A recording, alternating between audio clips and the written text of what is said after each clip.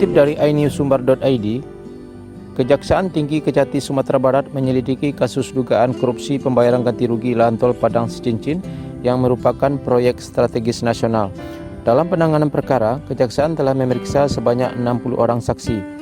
Kepala Kejati Sumber Anwaruddin Sulistiono mengatakan, puluhan saksi yang diperiksa terkait dengan pembayaran ganti rugi lahan.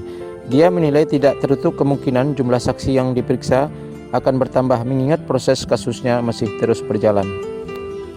Saya ingin tegaskan dalam proses penyidikan ini, kami tidak melihat secara subjektif kalau kebetulan ada pejabat atau mantan bupati yang diperiksa itu murni terkait kasus, ujarnya di Padang beberapa waktu yang lalu. Kejati mengungkapkan, hingga saat ini belum menetapkan tersangka sejak penyidikan dimulai pada tanggal 22 Juni 2001. Penetapan tersangka belum ada karena kami masih terus melengkapi alat bukti yang diperlukan. Secepatnya akan dilakukan, katanya. Kasus penyimpangan ganti rugi lahan tol itu terjadi di lahan yang berada pada kawasan Taman Kehati, Kecamatan Parit Melintang, Kabupaten Padang Pariaman.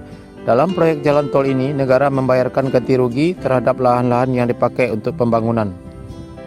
Hanya saja di kawasan Taman Kehati Parit Melintang, ditemukan indikasi penerima ganti rugi bukanlah yang berhak dengan nilai mencapai 30 miliar.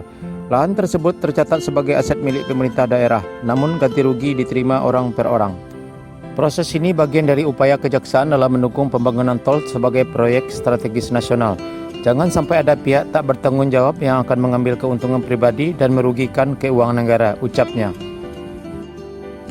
Bagaimana pendapat dan komentar teman-teman dan Dun Sanak Sadonyo? Silakan tulis di bawah. Dan bagi yang belum subscribe, silakan di-subscribe dulu channel ini dan tekan tanda loncengnya agar bisa mengikuti info dan berita terkini lainnya dari kami. Terima kasih. Assalamualaikum warahmatullahi wabarakatuh.